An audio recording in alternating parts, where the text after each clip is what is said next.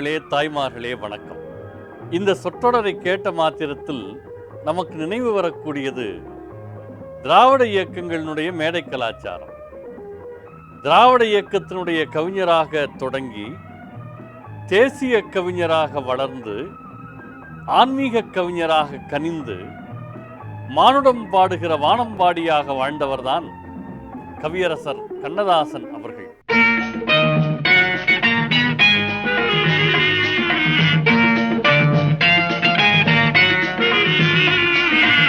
அந்த மாபெரும் கவிஞன் ஒரு முரண்பாடுகளினுடைய கலவை என்று சொல்பவர்களும் உண்டு, பரிணாமத்தினுடைய வெளிப்பாடு என்று பேசுபவர்களும் உண்டு.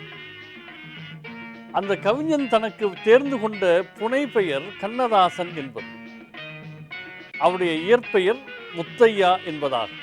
ஆனால் கம்பதாசன் போன்ற பெயர்களெல்லாம் இலக்கிய உலகத்தில், கலை உலகத்தில் வளரத் தொடங்கிய பிறகு ஒரு இடத்திலே வேலை கேட்டு போகிறார் கவிஞர்.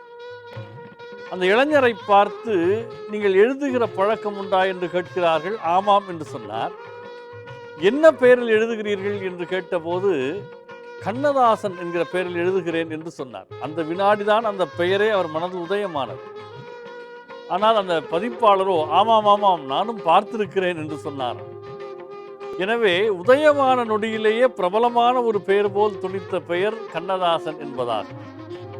பின்னாளில் காலகட்டங்கள் மாற மாற, கடவுள் பக்தி கனிய கனிய, உள்ளபடியே கண்ணனுக்கு தாசனாக மாறியவர்தான் கவியரசர் கண்ணதாசன். புல்லாங்குழல் கொடுத்த மூங்கில்களே, எங்கள் புருஷோத்தமன் புகழ் பாடுங்களே. புல்லாங்குழல். கவியரசு கண்ணதாசனை பொறுத்தவரையில் சில இசைப்பாடல்களில், சில தனிப்பாடல்களில், தன்னுடைய தனிக்கவிதைகளில், ஏன் சொல்லப்போனால் சமுதாய பார்வை உள்ள கவிதைகளில் கூட அவர் கண்ணனை பாடியிருக்கிறார். சில நேரங்களில் சாடியிருக்கிறார். ஆனால் எல்லா நேரமும் கண்ணனை தேடியிருக்கிறார். கண்ணதாசனை நாம் அனுபவிக்கிற போது கண்ணனை தள்ளி வைத்துவிட்டு அனுபவிக்க இயலாது. இப்பேற்பட்ட படைப்பாளி அந்த மனிதர் என்பது நமக்கு வியப்பாக இருக்கிறது. அந்த கவிஞர் பாடிய பாடல்களில் எல்லோருக்கும் தெரிந்த ஒரு பாட்டு, புல்லாங்குழல் கொடுத்த மூங்கில்களே, எங்கள் புருஷோத்தமன் புகழ் பாடுங்களேன். வண்டாடும் கங்கை மலர் தோட்டங்களே, எங்கள் மதுசூதனன் பெயர் பாடுங்களேன் என்று அந்த பாடல் தொடங்கும். புல்லாங்குழல் பாடினால் போதாது, தானும் ஒரு புல்லாங்குழலாக மாறி புருஷோத்தமன் கைகளில் தவழ வேண்டும் என்று மூங்கில்கள் எல்லாம் அவனுடைய பெயரை பாடி பாடி புல்லாங்குழலாக வேண்டும், மனிதர்களெல்லாம் கண்ணன் பெயரை பாடி பாடி ஞானிகளாக வேண்டும் என்கிற ஒரு உள்ளர்த்தத்தை இந்த பாட்டிலேயே கவியரசர் வைத்திருக்கிறார். புல்லாங்குழல் கொடுத்த மூங்கில்களே, எங்கள் புருஷோத்தமன் புகழ் பாடுங்களேன் என்றார். அந்த பாட்டினுடைய அடுத்த வரியை பாருங்கள். வண்டாடும் கங்கை மலர் தோட்டங்களே, எங்கள் மதுசூதனன் புகழ் பாடுங்களே. வண்டாடும் கங்கை மலர் தோட்டங்களே, எங்கள் மதுசூதனன் பெயர் பாடுங்களேன் என்கிறார். வண்டு தேன் எடுக்கும். தேனுக்கு மது என்று ஒரு பெயர் உண்டு. ஒரு பூவிலே மலரக்கூடிய தேனை வண்டு எடுக்கிறது. ஆனால் அது அதை வண்டுக்கென்று வைத்துக் கொள்வதில்லை. வண்டு வைத்துக் கொள்ள விரும்பினாலும் மனிதர்கள் விடுவதில்லை, திருடிக் கொண்டு போய்விடுகிறார். எனவே தொலைந்து போகக்கூடிய இந்த மதுவை தேடுவதை விட நிலைபேறான நிரந்தரமான இன்பத்தை தரக்கூடிய மதுவாகிய மதுசூதனனை நீங்கள் பாட வேண்டும் என்று வண்டுகளுக்கு அவர் கோரிக்கை வைக்கிறார். பொதுவாக மூங்கிலை ஒரு உருவகமாக்கி மனிதனுக்கு செய்தி சொன்னது போல வண்டுகளையும் மனிதனைத்தான் சொல்லுகிறார். மனிதனே, இந்த வண்டு நிலையில்லாத தேனை தேடுவது போல நீ உலக ஆசைகளுக்காக இறைவனை வணங்காதே, இறைவனுக்காக இறைவனை வணங்கு என்கிற உள்ளர்த்தம் அந்த வரியிலே அடங்கியிருப்பதை நாம் பார்க்கிறோம். மூன்றாவது வரி இன்னும் அழகான வரி. பன்னீர் மலர் சொரியும் மேகங்களே, எங்கள் பரந்தாமன் அழகை பாடுங்களே. மேகங்கள் மழையை பொழிகின்றன. அவை மழை துளிகள் என்று சொல்லுவது சாதாரண கவிஞன். ஆனால் இவர் ஒரு மகா கவி அல்லவா? அதை பன்னீர் மலர் சொரியும் மேகங்கள் என்று சொல்லுகிறார். அந்த மேகங்கள் என்ன செய்ய வேண்டுமாம்? பரந்தாமன் மெய்யழகை பாட வேண்டும். ஏனென்றால் முகில் வண்ணனாக மேக வண்ணனாக கண்ணன் இருக்கிறான் இல்லையா?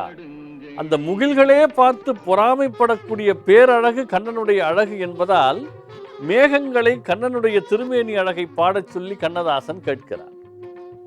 அதனுடைய அடுத்த வரியை நாம் இன்னும் ஆழமாக பார்க்க வேண்டும். தென்கோடி தென்றல் தரும் ராகங்களே, எங்கள் ஸ்ரீகிருஷ்ணமூர்த்தி புகழ் பாடுங்களேன் என்று சொல்லுகிறார். எனவே ஒவ்வொரு வரியிலேயும் வியந்து பார்க்கக்கூடிய உட்பொருளை வைத்து கவியரசர் கண்ணதாசன் இந்த பாடலை பாடியிருக்கிறார் என்பதை நாம் பார்க்கிறோம். பெருமாளுடைய பல்வேறு கோலங்கள் இதில் பேசப்படுகின்றன. தவழுகிற கோலம், நிற்கிற கோலம், அமர்ந்த கோலம், கிடந்த கோலம் என்று எல்லாவற்றையும் பாடுகிறார். குருவாயூர் தன்னில் அவன் தவழ்கின்றவன், ஒரு கொடியோடு மதுராவை ஆள்கின்றவன் என்று சொல்லிவிட்டு திருவேங்கடத்தில் அவன் அருள்கின்றவன், நின்ற கோலத்தில் அருள்கிறான், அந்த ஸ்ரீரங்கத்தில் பள்ளி கொள்கின்றவன் என்று சொன்னார். இந்த பாடலில்தான் இதை கேட்கிற எல்லோரும் அனுபவிக்கிற இன்னொரு அழகு ஒளிந்திருக்கிறது. பாஞ்சாலி புகழ் காக்க தன் கை கொடுத்தான், அன்று பாரத போர் முடிக்க சங்கை எடுத்தான். கண்ணனை மையப்படுத்தி 4 வரிகளில் கவிஞர் சுருக்கி சொல்லுகிற இடம் இதுதான். பாஞ்சாலி தன்னை காக்க தன் கை கொடுத்தான், அன்று பாரத போர் முடிக்க சங்கை எடுத்தான், பாண்டவர்க்கு உரிமையுள்ள பங்கை கொடுத்தான், நாம் படிப்பதற்கு கீதை என்னும் பாடம் கொடுத்தான் என்று கவிஞர் சொல்லுகிற போது மகாபாரதம் முழுமையும் அதில் அடங்கி விடுகிற ஒரு அழகை பார்க்கிறோம். கிருஷ்ணகானம் என்கிற தலைப்பில் வெளிவந்த அந்த ஒலிப்பேழை கவியரசர் கண்ணதாசனும் மெல்லிசை மன்னர் விஸ்வநாதனும் இணைந்து செய்த ஒரு ரசவாத கலவை என்று நாம் சொல்ல வேண்டும். கீதை என்னும் பாடம் கொடுத்தான், நாம் படிப்பதற்கு கீதை என்னும் பாடம் கொடுத்தான். தாய், எவள் இல்லை என்றால் நான் இந்த பூமியிலே பிறந்திருக்க முடியாதோ, எவளை இழந்து விட்டால் நான் மீண்டும் அடைய முடியாதோ, அவளே என்னுடைய வாழ்க்கையின் தத்துவங்களை துவக்கி வைக்கின்றாள். என்னுடைய தாய் என்பவள் தான் என் குடும்பத்தின் ராணி. அந்த ராணிக்கு தோழிதான் என் மனைவியே தவிர அந்த மனைவி என்பவள் ராணி என்கின்ற அந்தஸ்தை பெற முடியாது. அவளுக்கு வருகிற மருமகளுக்கு வேண்டுமானால் அவள் ராணியாக இருக்கலாமே தவிர என் தாய்க்கு அவள் தோழியாகத்தான் அடங்கி இருக்க முடியும். என் தாயை நான் வணங்கும் போது அவளும் வணங்கியாக வேண்டும். அப்படி வணங்க அவள் விரும்பவில்லை என்றால் என் மனைவியாக நான் அவளை அங்கீகரிக்க மாட்டேன்.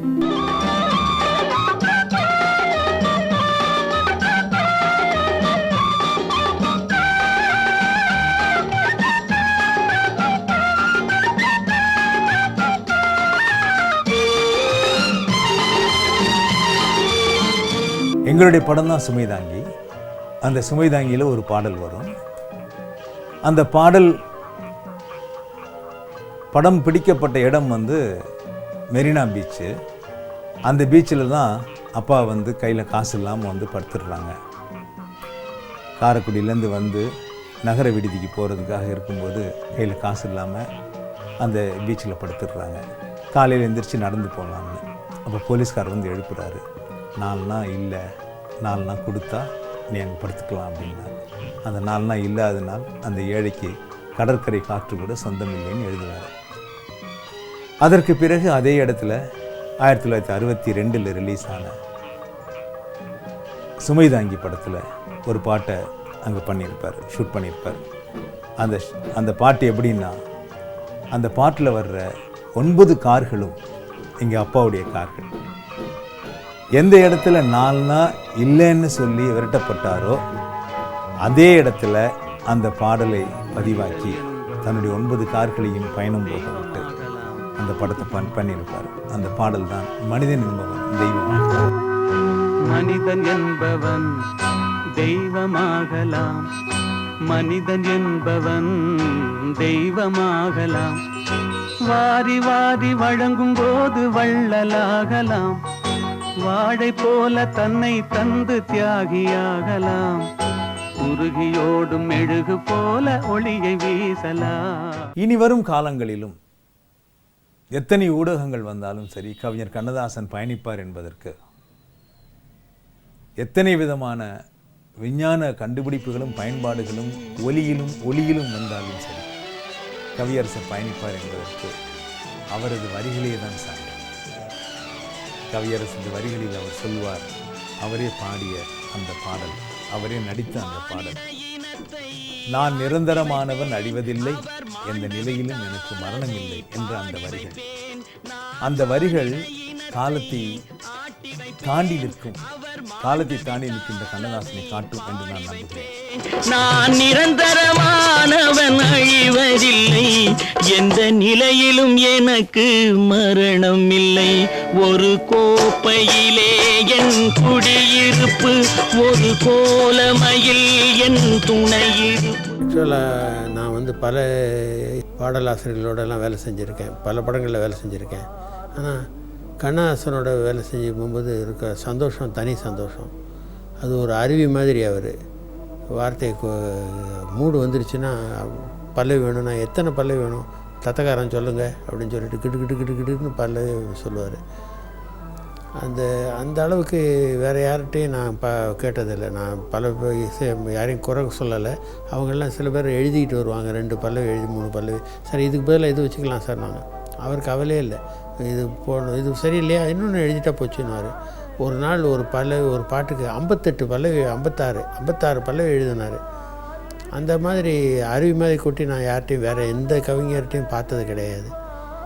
ஒரு பந்தா கிடையாது, ஒன்றும் கிடையாது. சார் உங்களை தொந்தரவு பண்ணுறோம், என்ன சார் என் சொத்தையாக எடுத்து கொடுக்குறேன், தமிழில் வார்த்தை இருக்க எடுத்து கொடுக்குறேன் அப்படின்னு சொல்லுவார்.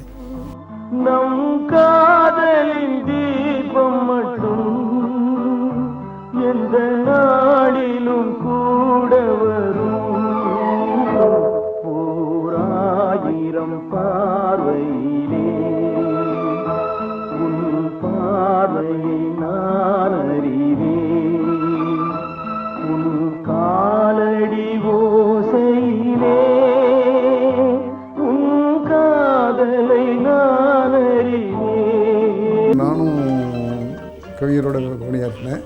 பஞ்சு அருணாச்சலம் அவர்கள் நிறைய படங்களுக்கு அவர் தான் உதவியாளர். ஆகவே பஞ்சு அருணாச்சலத்துடைய கதை வசனம், என்னுடைய இயக்கம், அந்த படம் மயங்குகிற ஒரு மாதிரி. முத்துராமன் சாரும் சுஜாதாவும் ஆக்ட் பண்ண படம். அதாவது அந்த விஜயபாஸ்கர்ங்கிற பாஸ்கர் தயாரித்த படம். அந்த காலத்திலேயே ஒரு புதுவிதமான ஒரு கதையை சொன்ன படம். அதாவது இப்போலாம் நியூ வேவ் சப்ஜெக்ட்னு சொல்கிறாங்களே, இந்த நியூ வேவ் சப்ஜெக்டை நாங்கள் 50-60 வருஷத்துக்கு முன்னாடியே எடுத்தோம். அதுதான் மயங்குகிற போது. இன்றைக்கி மாணவர்களிடத்தில் இந்த பருவக்கோளாறுனால தவறுகள் செய்து விடுறாங்க அப்படிங்கிறது நம்ம எல்லாம் பார்க்குறோம். இந்த பருவக்கோளாறில் தவறு செஞ்ச ஒரு பொண்ணை மன்னிக்கணும்னு சொன்ன கதை மயங்குகிற போது. அந்த படம் வந்தால் தயவு செஞ்சு பாருங்கள். அந்த படத்தில் கவியரசர் அவர்கள் ஒரு பாட்டு எழுதினாங்க, விஜயபாஸ்கர் சாருடைய மியூசிக்கு. அந்த பாடல் நீங்கள் கேட்டிங்கன்னா இன்றைக்கி அந்த பாடல் நீங்கள் கேட்கலாம். சம்சாரம் என்பது வீணை என்கிற அந்த பாடல் அவ்வளவு அந்த சுச்சுவேஷனோடு வரும்போது அந்த பாட்டு அவ்வளவு சிறப்பாக இருந்தது. ஒரு போதும் இல்லை வழக்கு, இது போன்ற ஜோடி இல்லை, இது போன்ற ஜோடி இல்லை, மனம் குணம் ஒன்றான முல்லை, சம்சாரம் என்பது வீணை, சந்தோஷம் என்பது ராகம், சலனங்கள் அதில் இல்லை, மனம் குணம் ஒன்றான முல்லை.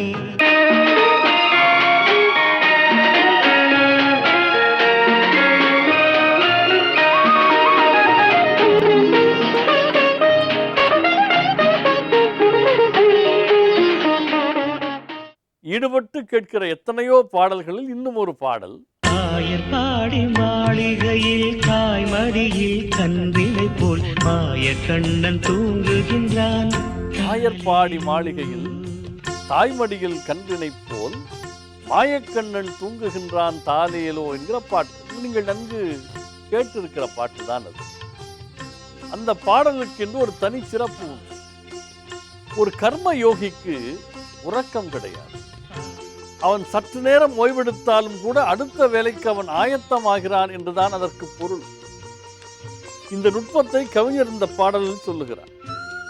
நாகப்படம் மீதில் அவன் நர்த்தனங்கள் ஆடியதில் தாகமெல்லாம் தீர்த்து கொண்டான் தாலேலோ, அவன் மோக நிலை கூட ஒரு யோக நிலை போலிருக்கும், யார் அவனை தூங்க விட்டார் ஆராரோ என்று பாடுகிறார். பின்னலிட்ட கோபியரின் கன்னத்திலே கண்ணமிட்டு மன்னவன் போல் லீலை செய்தான் தாலேலோ.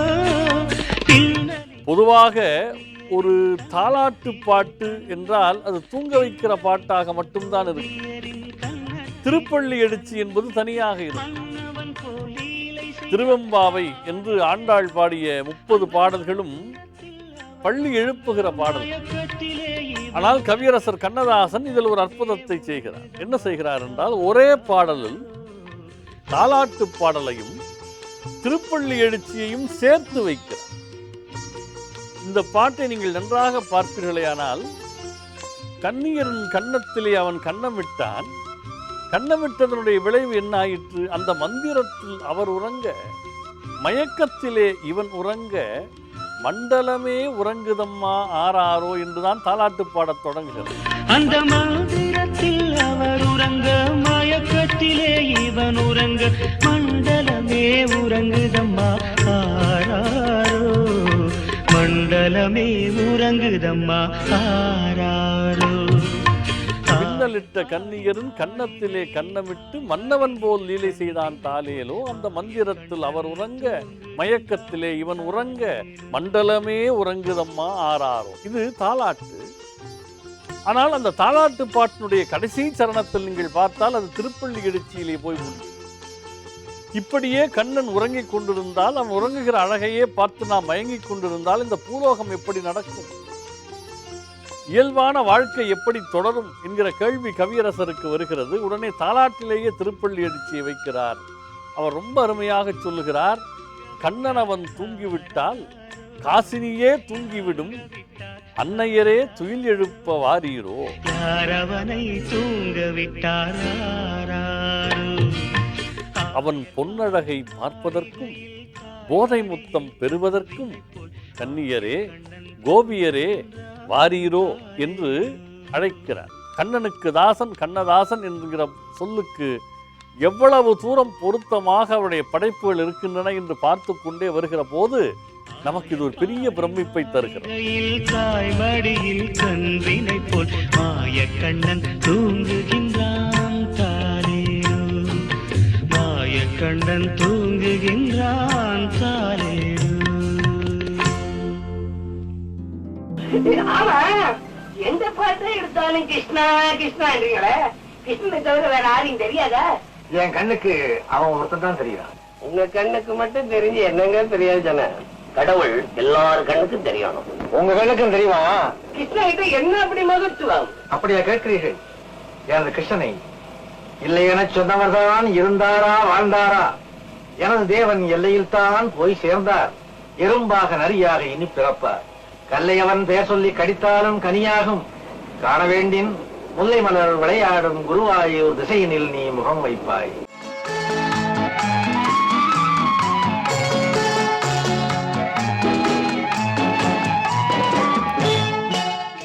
பாரதி விடுதலை இயக்கம் பாடினான், பாரதிதாசன் திராவிட இயக்கம் பாடினான், கண்ணதாசன் தன் காலத்தில் இருந்த குடியாட்சியின் சீர்கேடுகளை மிகப்பெரிய அளவிற்கு பாடினான்.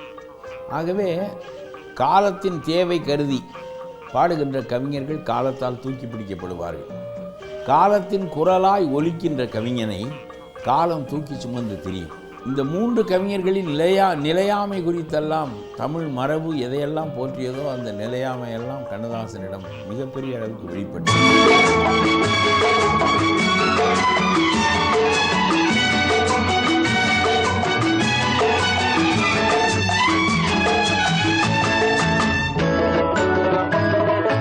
பரமசிவன் கழுத்தில் இருந்து பாம்பு கேட்டது, கருடா சௌக்கியமா?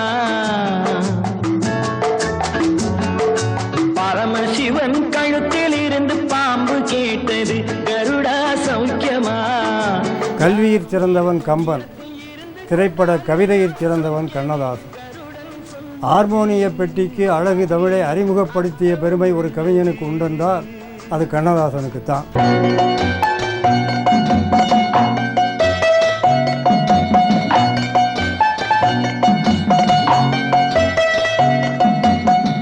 ஆறு மனமே ஆறு, அந்த ஆண்டவன் கட்டளை ஆறு. ஆறு மனமே ஆறு, அந்த ஆண்டவன் கட்டளை ஆறு. அண்ணன் வாலி அவர்கள் ஒரு முறை சொன்னதைப் போலே மதுரையில் இருந்த மாணிக்க தமிழை கோடம்பாக்கத்திற்கு கூட்டி வந்த பெருமையும் அவரைத்தான் சார்ந்தது. ஒன்றே சொல்வார் ஒன்றே செய்வார், உள்ளத்தில் உள்ளது அமைதி. இன்பத்தில் துன்பம் துன்பத்தில் இன்பம், இறைவன் வகுத்த நியதி.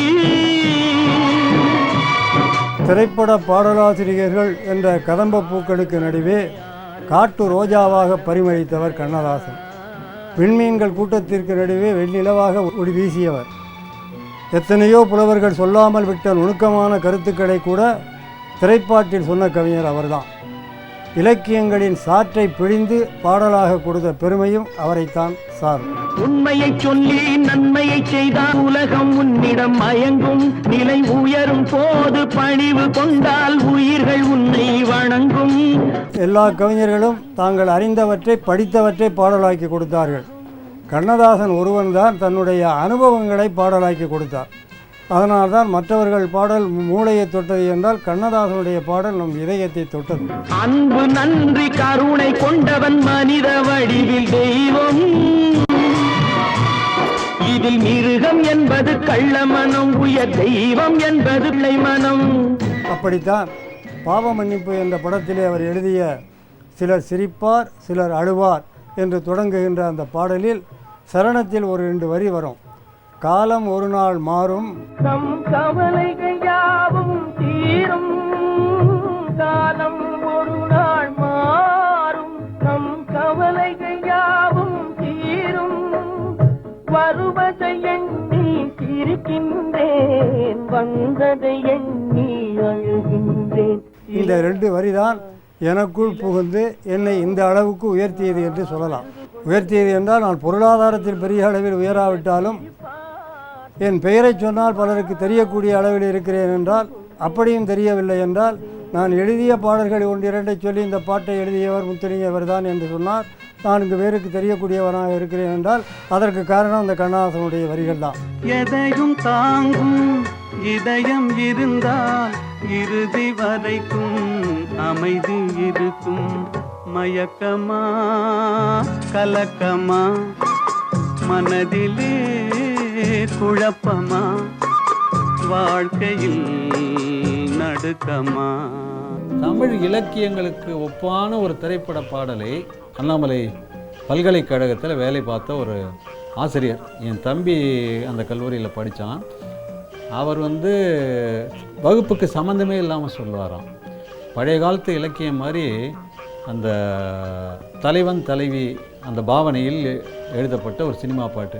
அதாவது அப்பாவுக்கு அந்த இது இருக்குது பாருங்கள், நெருக்கடி. அப்போல்லாம் தொட்டதுக்கெல்லாம் பாட்டு சினிமாவில். அது மாதிரி டூயட்டு மட்டும் எக்கச்சக்கமாக வரும். ஹீரோ ஹீரோயின் அறிமுகப்படுத்துகிறோன்னே ஒரு டூயட்டு அப்படிம்பாங்க. என்ன எழுதுறதுங்கிறத இவர் கஷ்டப்பட்டு சிந்திக்கணும். அது மாதிரி ஒரு பாட்டில் ஒரு கான்செப்ட் எடுத்துக்கிட்டு என்ன சொல்கிறாரு, நான் மலரோடு தனியாக ஏன் இங்கு நின்றேன், என் மகராணி உனைக்கான ஓடோடி வந்தேன் அப்படின்னு கதாநாயகன் பாடுறான். நீ இல்லாமல் யாரோடு உறவாட வந்தேன், உன் இளமைக்கு துணையாக தனியாக வந்தேன்னு அவ சொல்கிறான். சரணத்தில் அவன் இவன் லேட்டாக வந்ததுனால ஒரு கேள்வி கேட்குறான். எந்த காதலனும் காதலியை பார்த்து அப்படி ஒரு கேள்வி கேட்கக்கூடாது. நீ வருகின்ற வழி மீது யார் உன்னை கண்டார், உன் வலை கொஞ்சம் கை மீது பரிசென்ன தந்தார், உன் மலர் கூந்தல் கலைந்தோடு அவர் என்ன சொன்னார் அப்படின்னு சொன்ன உடனே இவ டென்ஷனே, ஐயோ நீ இப்படியெல்லாம் கேட்பேன்னு எனக்கு தெரியுயா, வர்ற வழியில் என்ன நான் உன்னை பார்க்குறதுக்காக சிறப்பாக அலங்காரம் பண்ணிட்டு தான் வந்தேன், ஆனால் வர்ற வழியில் என்ன நடந்தது தெரியுமா, பொன் வண்டொன்று மலரென்று முகத்தோடு மோத, நான் வளை கொஞ்சம் கையாலே அதை மெல்ல மூட, கருங்கூந்தல் கலைந்தோடி மேகங்கள் ஆக, நான் அதை சொல்ல நான் ஓடோடி வந்தேன் உன்னிடம் உண்மை சொல்ல அப்படிங்கிறா. இது ஒரு முழுமையான ஒரு இலக்கியம். இது காலத்தால் இது சினிமா பாட்டு இல்லைன்னு ஆய்ப்போச்சுன்னா கூட இது ஒரு இலக்கியமாக நிலைச்சு நிற்கும். நான் மலரோடு தனியாக ஏன் இங்கு நின்றேன், என் மகராணி உன்னை காண ஓடோடி வந்தேன். நான் மலரோடு தனியாக ஏன் இங்கு நின்றேன், என் மகராணி உன்னை காண ஓடோடி வந்தேன்.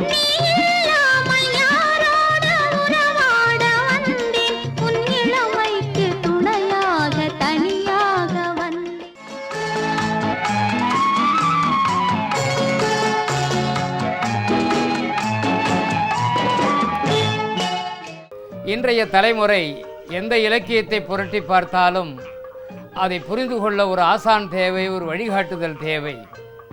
ஆனால் கண்ணதாசன் பாடல் வரிகளை ஒருவர் படித்தால் அவர்களுக்கு வாழ்க்கை முழுவதும் புரிந்ததாக பொருள்படும். காரணம், கண்ணதாசன் ஒருவர்தான் கவிஞர்கள் மரபிலேயே திரைப்படத் துறையிலிருந்து வாழ்க்கையின் எல்லா நிதர்சனங்களையும் அனுபவங்களையும் அவரவர்கள் உணருமாறு பாடி சென்றிருக்கிறார். வணக்கம் சார். வணக்கம் தம்பி. சார், நீங்க தானே சார் கவிஞர் கண்ணதாசன்? ஆமா. பாப்பா, நான் உங்ககிட்ட சொன்னேன்ல, நீங்கதான்ப்பா கவிஞர் கண்ணதாசன். எல்லா சினிமாவிலையும் ஒரு பாட்டு தான் வருது. வணக்கம் வணக்கம் சார். நீங்க எழுதின அர்த்தமுள்ள இந்த மதம் எனக்கு ரொம்ப பிடிக்கும் சார். அப்படியா? இந்த வயசுல அது பிடிச்சதுன்னா காலம் ஏதோ நல்லபடியாத்தான் மாறிட்டு இருக்குன்னு அர்த்தம். ஒரு தடவை அவர் ஒரு ஃப்ரெண்ட் ஒருத்தர் வீட்டுக்கு போயிருக்கேன். வாசல்ல போய் காலிங் பெல் அடிச்சிருக்கேன். Who is standing outside அப்படின்னு நேலாடுற உருவத்தை பார்த்து அந்த நண்பர் கேட்டிருக்காராம். அப்போது கண்ணதாசன் வெளியிலேருந்து மொழிகளை கடந்து அந்த மேதையை சொல்லியிருக்கார், an outstanding poet is standing outside அப்படின்ட்டு.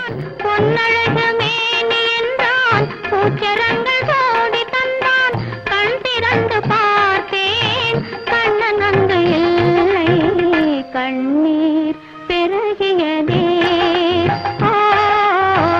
கண்ணீர் பெருகியதே.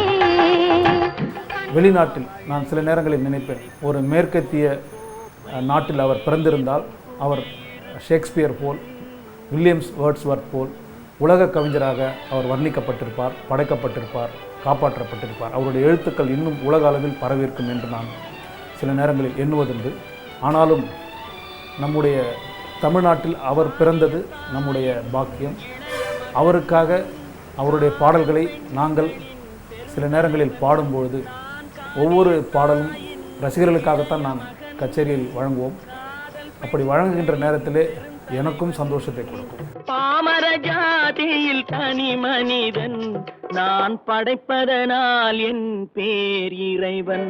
ஒரு கோப்பையிலே என் குடியிருப்பு, ஒரு கோலமையில் என் துணையிருப்பு, இசை பாடலிலே என் உயிர் துடிப்பு, நான் பார்ப்பதெல்லாம் அழகின் சிரிப்பு. ஒரு முறை கவிஞர் வாலி தலைமையில் பட்டிமன்றம், கற்பில் மேனானவர் கண்ணகியா மாதவியா என்பது நிகழ்ச்சி முடியும் நிலையில் தீர்ப்பு அளிக்கும் நேரம்.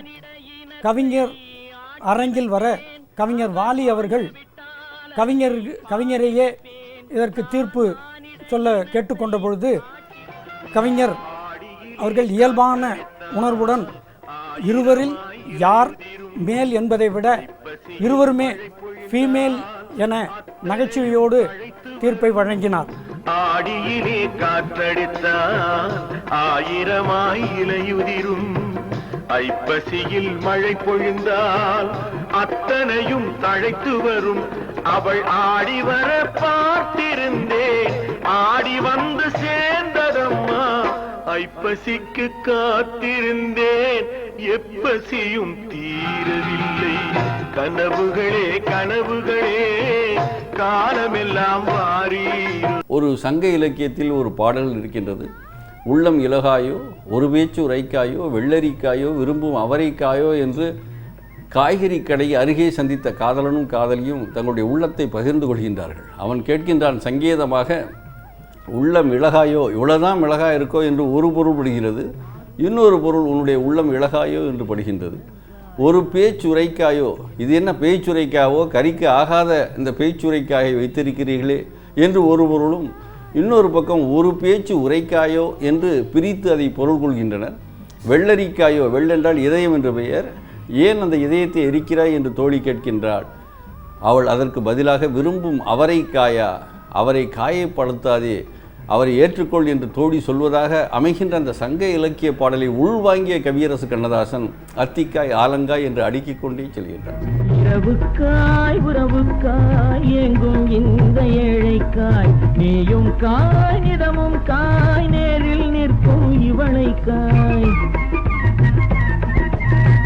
இரவுக்காய் உறவுக்காய் எங்கும் இந்த ஏழைக்காய், நீயும் காய் நிதமும் காய், நேரில் நிற்கும் இவளைக்காய். உருவங்காய் ஆனாலும் பருவங்காய் ஆகுமோ, என்னை நீ காயாதே என்னுயிரும் நீ அல்லவோ.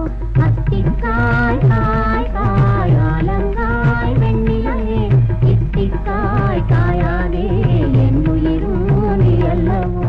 அவருக்கு பெரும்பாலும் டியூனுக்கு எழுதுறத விட ஃப்ரீயாக எழுத விடுறது தான் ரொம்ப பிடிக்கும். பட் அதே சமயத்தில் டியூனுக்கு எழுதுவார். ஒரு பாட்டு இப்போ நானும் ஒரு பெண்ணில் கண்ணா கருமை நிற கண்ணான்னு ஒரு பாட்டு, அந்த பாட்டை வேறு ஒரு எழுத்தாளர்கிட்ட முதல் டியூனுக்கு எழுத சொன்னோம். கமலவதனா எல்லாம் அந்த மீட்டருக்கு மேட்ரை எழுதினார் அவர். அது என்னமோ எனக்கு திருப்தியாக இல்லை. நான் சொன்னேன் கண்ணாசனை வச்சு எழுதிடுவோன்னு. அஃப்கோர்ஸ் எங்கள் பிரதர் குமரனும் செங்கல்வராயன் ஒரு ஆள், அவர் சுதர்சன் மாஸ்டர் எல்லாம் அவங்க தான் உட்காந்து டியூனெல்லாம் செட் பண்ணுவாங்க. அதை சேஞ்ச் பண்ணுறதுக்கு அவங்க அவ்வளோ பிரியப்படலை. கண்ணாசன் சொன்னார், இதெல்லாம் இந்த மேட்ருக்கு தான் மீட்ரு தவிர மீட்டருக்கு மேட்ரு இல்லை, நான் எழுதுறது தான் பல்லவி அப்படின்னு சொல்லிட்டு எடுத்த உடனே தேங்காய் உடைக்கிற மாதிரி எழுதுனையா, கண்ணா கருமை நிற கண்ணான்னு போட்டு அங்கேயே சொல்லிடுனையா, பாட்டுக்கு நடுவிலலாம் போகக்கூடாது அப்படின்னு சொல்லிட்டு சொன்னார். அது உண்மையாகவே அந்த பாட்டு ரொம்ப இப்போ பிரமாதமாக அமைஞ்சுது. தமிழ்லேயும் அமைஞ்சது, அதே தெலுங்கில் எடுத்தோம்.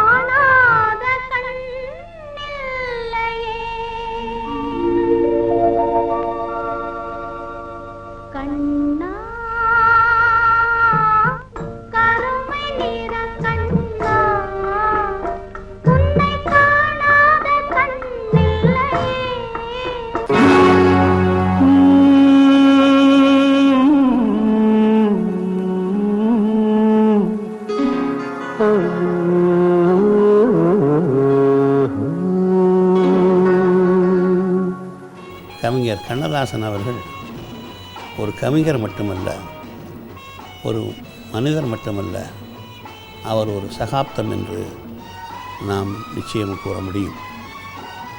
அவர்கள் பல பாடல்கள், ஆயிரக்கணக்கான பாடல்கள் திரையுலகத்திற்கு அவர்கள் எழுதி அது மிகவும் பிரபலமாக ஆகியிருக்கின்றது. சென்னையை பெத்தா இளநீரு, பிள்ளையை பெத்தா கண்ணீரு. சென்னையை பெத்தா இளநீரு, பிள்ளையை பெத்தா கண்ணீரு. பெத்தவன் மனமே பித்தம்மா, பிள்ளை மனமே கல்லம்மா. புலனடக்கத்தை பற்றி திருவள்ளுவர் மிகச் சிறப்பாக சொல்லியிருக்கின்றார். அதே புலனடக்கத்தை பற்றி கவிஞர் இப்படி பாடுகிறார். 1 மணி நேரம் ஊமையாயிருங்கள், சில மணி பொழுது செவிடாயிருங்கள், 3 நாழிகை மூடமாயிருங்கள். இப்படியே தினமும் இருந்து கொண்டிருந்தால் மரணம் வரும் வரை மனிதனாக வாழலாம் என்று மிகச் சிறப்பாக வள்ளுவரை போல கவிஞர் கண்ணதாசன் அவர்களும் சொல்லியிருக்கின்றார்கள். இன்னும் ஒரு பாட்டு எனக்கு நினைவுக்கு வருகின்றது. போனால் போகட்டும் போடா, இந்த பூமியில் நிலையாய் வாழ்ந்தவர் யாரடா என்று. வந்தது தெரியும், போவது எங்கே, வாசல் நமக்கே தெரியாது. வந்தவரெல்லாம் தங்கிவிட்டால் இந்த மண்ணில் நமக்கே இடமே. மிக சிறப்பாக கருத்தையும் நம் வாழ்க்கையில் திறந்தோறும் நடக்கின்ற ஒரு நிகழ்ச்சியையும் கண்ணதாசனுடைய பாட்டில் நாம் காணலாம். அதில் மிக முக்கியமான ஒன்று என்னை பொறுத்தவரையில், வீடு வரை உறவு, வீதி வரை மனைவி, காடு வரை பிள்ளை, கடைசி வரை யாரோ என்று மிகச் சிறப்பாக அன்றாட வாழ்க்கையில் நடக்கின்ற ஒரு நிகழ்ச்சியை 3 வரிகளிலே மிக அழகாக கண்ணதாசன் அவர்கள் சொல்லியிருக்கின்றார்கள். சென்றவனை கேட்டால் வந்துவிடு என்பான், வந்தவனை கேட்டால் சென்று விடு என்பான், சென்று விடு என்பான். வீடு வரை உறவு, வீதி வரை மனைவி, காடு வரை பிள்ளை, கடைசி வரை யாரோ. கண்ணதாசன் புகழ் என்றைக்கும் வாழ வேண்டும்.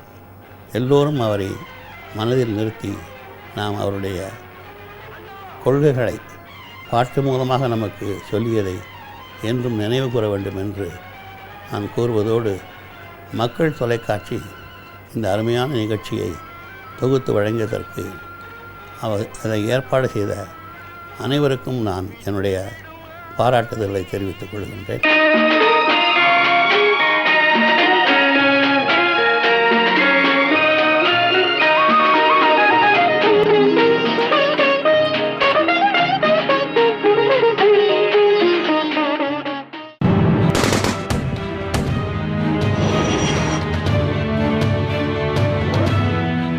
மகாகவி பாரதி தேசிய கவிஞனாகவே தொடர்ந்து அறியப்பட்டவர்.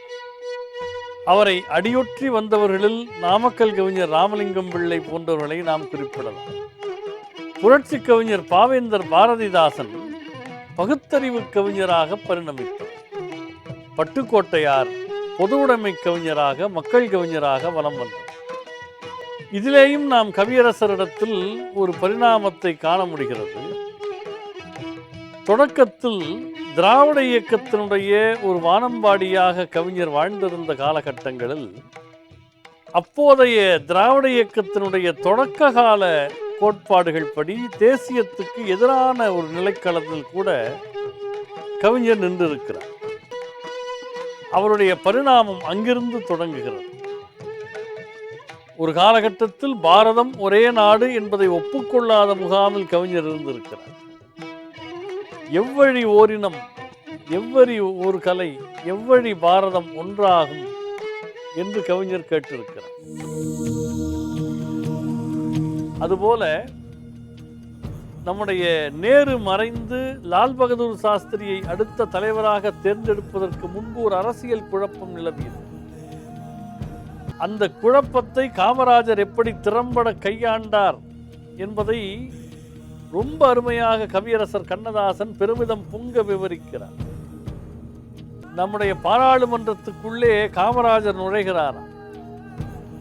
லால் பகதூர் தான் நாட்டின் தலைவர் என்றார். 560 பேர் ஆம் என்றார். காத்திருந்த தோல் பகதூர் எல்லாம் சுருண்டு படுத்து விட்டார் என்று பெருமிதம் பொங்க அவர் எழுதுகிற அந்த பாங்கினை நாம் பார்க்கிறோம். அப்பொழுது இருந்த குழப்பத்தை இவர் தான் தீர்த்து வைத்தார் என்கிறார். ஏனென்றால் நான் தான் அடுத்த பிரதமர் என்று நிறைய பேர் சொன்னார்களாம். மாளவியா முழங்குகிறார், ஜெகஜீவன் பேசுகிறார், தேசாய் ஒரு பக்கம் பேசுகிறார். ஆனால் இவர் குரல் கொடுத்தவுடன் அத்தனை பேரும் கட்டுப்பட்டார்கள் என்று காமராஜருடைய பெருமையை சொல்லுகிறார். அதே போல நேரு மறைந்த பிறகு நாடு நிலைகுலைந்து போகுமோ என்கிற நிலையில் மறுபடியும் ஒரு நல்ல அணியை உருவாக்கியவர் காமராஜர் என்பதனால் மகாபாரத காலத்தோடு காமராஜருடைய அந்த நிர்வாகவியல் சிறப்பை, அரசியல் சூழமை தன்மையை பாடுகிறார்.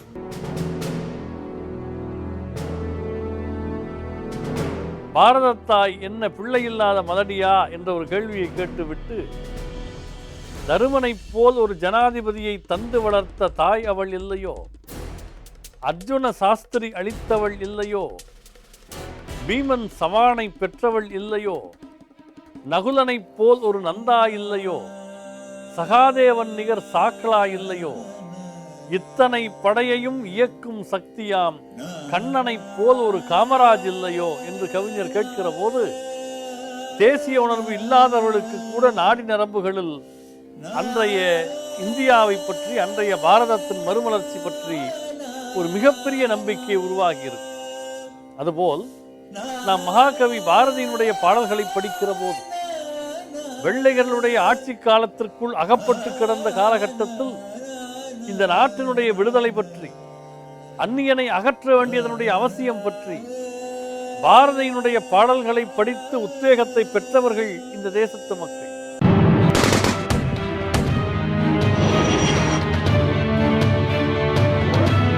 அவர்களுக்கு பிறகு சுதந்திர இந்தியாவில் 2 பெரும் படையெடுப்புகள் நடந்தபோது, ஒன்று சீன படையெடுப்பு, இன்னொன்று பாகிஸ்தான் படையெடுப்பு. இந்த படையெடுப்புகளின் போதெல்லாம் புதிய போர்ப்பரணி பாடி தேசிய உணர்வை தட்டி எழுப்பிய பெருமை கவியரசர் கண்ணதாசன் அவர்களுக்கு உண்டு.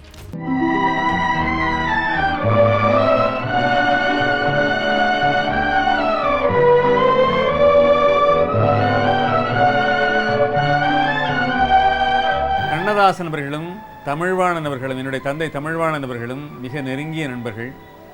ஒரே காலகட்டத்தில் ஒரே பகுதியிலிருந்து, ஒரே சமுதாயத்திலிருந்து, ஒரே நோக்கத்தோடு சென்னைக்கு வந்தவர்கள்.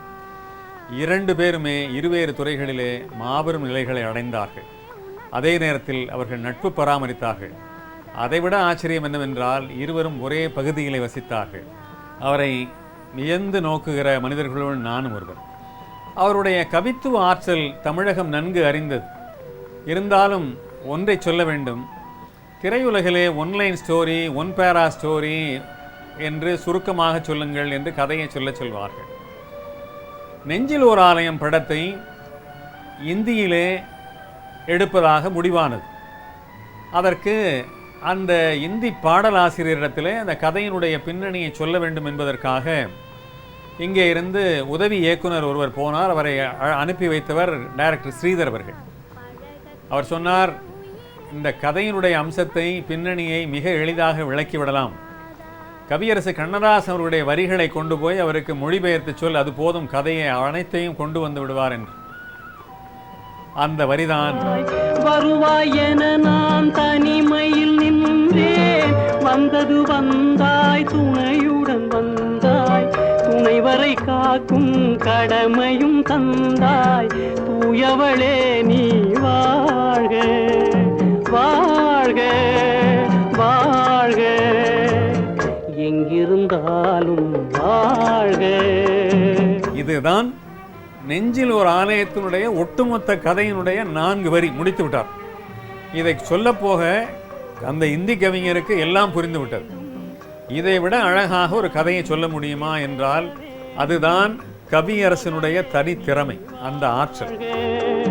வாழ்க வாழ்க.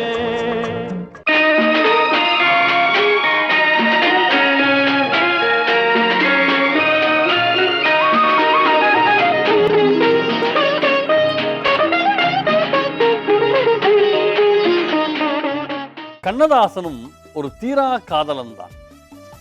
காதல் என்கிற சொல்லினுடைய ஆழங்களை, அகலங்களை, அனுபவங்களை அருமையான கவிதைகளாகவும் பாடல்களாகவும் கவியரசர் கண்ணதாசன் நமக்கு வழங்கியிருக்கிறார்.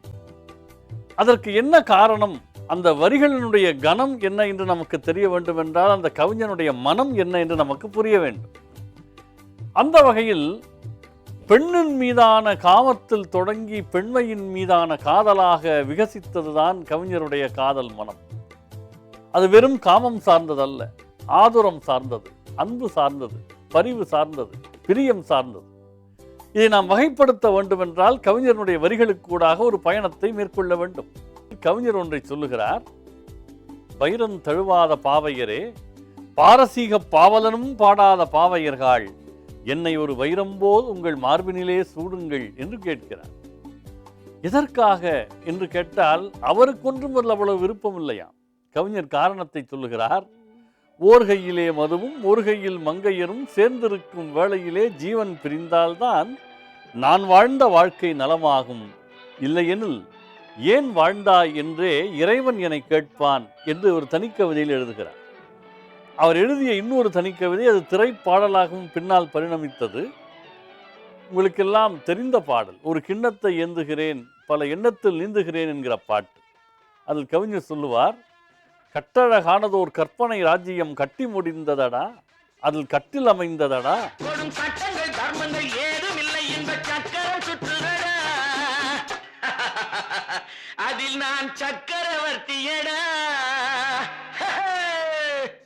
தக்க தகதுமி தாளம் ஜதியோடு தையல் நடமாட, அவள் மையல் உறவாட, இரு பக்கத்திலே சில பட்டு முகத்தினர் தொட்டு விளையாட, கை கட்டு வளை ஆட, ஒரு கிண்ணத்தை ஏந்துகிறேன், பல எண்ணத்தில் நீந்துகிறேன் என்பார். அதில் கவிஞர் தனிக்கவிதையில் எழுதிய வரிகள் சில மாற்றங்களோடு திரைப்பாடலில் இடம்பெற்றன. சத்திய வேதத்தை, தத்துவ மார்க்கத்தை பக்தர்கள் பார்க்கட்டுமே, சிவமுக்தர்கள் காக்கட்டுமே, இந்த பித்தன் இருக்கிற காலம் வரையிலும் பெண்ணை ரசிக்கட்டுமே என்று பாடுகிறார். இது இன்பத் தேடலனுடைய உச்ச நிலையிலே நின்று கவிஞர் பாடுவதாக அமைந்திருக்கின்றது.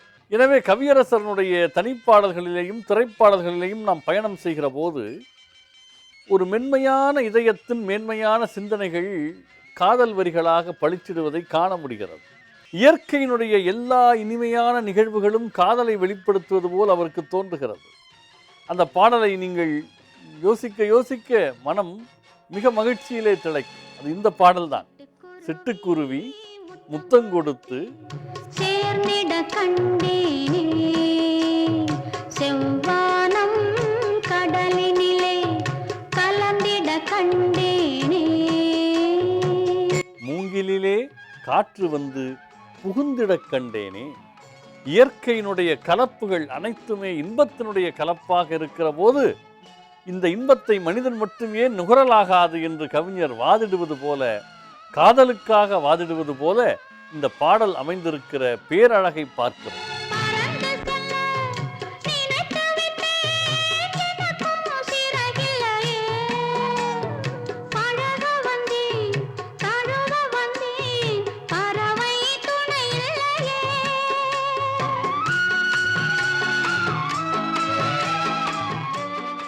கவியரசு கண்ணதாசனுடைய காதல் மனம் எவ்வளவு கனிந்தது என்று நமக்கு தெரிய வேண்டும் என்றால் அவருடைய வாழ்க்கை பாதையில் இருந்து சில வைரமணிகளையும் நாம் அள்ளி வர வேண்டும். கவிஞருக்கு அவருடைய முதல் காதலினுடைய நினைவுகள் மனதில் மிக ஆழமாக பதிந்திருந்தன. பின்னால் நமக்கு தெரிய வருகிற பல விஷயங்கள், அவர் கவிதைகள் வாயிலாக நமக்கு தெரிய வருகிற பல அம்சங்கள் அந்த வரலாற்றை நமக்கு விளக்குகின்றன. அவருடைய முதல் காதலியின் பெயர் காவிரி. அந்த பெண் மேல் அவருக்கு இருந்த தீராத விருப்பத்தின் காரணமாக அவர் கட்டியிருந்த ஒரு உணவக விடுதியில், தங்கும் விடுதியில், காவிரி என்கிற பெயரில் ஒரு அறையையே அவர் கட்டியிருந்தார். அந்த அறையில்தான் அவர் வழக்கமாக அமர்ந்து பாடல்களை எழுதுவார் என்று நாம் கேள்விப்படுகிறோம். ரொம்ப நாட்களுக்கு பிறகு தன் பழைய காதலியை அவர் சந்திக்கிறாராம். அப்போது இவரும் புகழ்நிலைக்கு வந்துவிட்டார். ஒரு பொது இடத்தில் பார்க்கிறார். தன்னையும் மறந்து காவிரி என்று அழைப்பதற்கு கடையிதழ் வரைக்கும் அந்த வார்த்தை வந்து விடுகிறது. பொது இடத்தில் அழைப்பது மரியாதை ஆகாது என்பதனால் அதை அப்படியே அடக்கிக் கொள்கிறாராம். அப்படியே அடக்கிக் கொண்டேன் என்று சொன்னால் அவர் கவிஞர் இல்லையே. அவர் என்ன தெரியுமா சொல்லுகிறார்?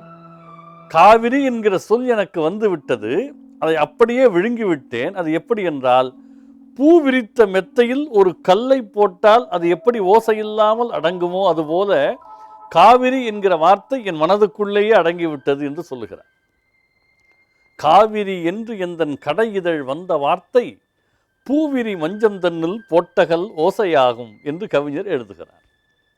கவியரசர் கண்ணதாசனுடைய அந்த காதல் மனத்தினுடைய கனிந்த தன்மையை நாம் உணர வேண்டும் என்றால் அது இத்தகைய தனிப்பாடல்கள் மட்டுமல்ல, திரைப்பாடல்களிலும் அழகாக அது வெளிப்படுவதை நாம் உணர்ந்திருக்கிறோம், ரசித்திருக்கிறோம், அது மகிழ்ந்திருக்கிறோம். காலத்தை வென்று நிற்கிற அத்தகைய பாடல்களில் ஒன்று உங்களுக்கெல்லாம் நன்கு அறிமுகமான பாட்டு. ஓர் 1000 பார்வையிலே உன் பார்வையை நான் அறிவேன். உன் காலடி ஓசையிலே உன் காதலை நான் அறிவேன். ஓர் 1000 பார்வையிலே. இந்த பாட்டில் கவிஞர் சொல்லுகிறார், இந்த மானிடர் காதல் எல்லாம் ஒரு மரணத்தில் மாறிவிடும். அந்த மலர்களின் வாசமெல்லாம் ஒரு மாலைக்குள் வாடிவிடும். நம் காதலின் தீபம் மட்டும் எந்த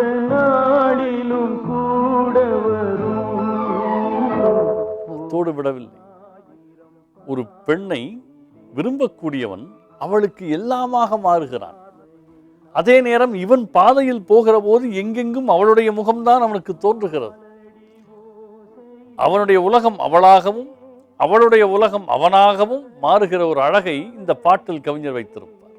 இந்த உலகத்தில் பெண்மோகத்தில் திளைத்திருந்த பல அருளாளர்களும் உண்டு. பிற்காலத்தில் அவர்கள் அதை இகழ்ந்து பாடுகிற போது அந்த பெண்களையும் சேர்த்து இகழ்ந்து பாடுவார்கள்.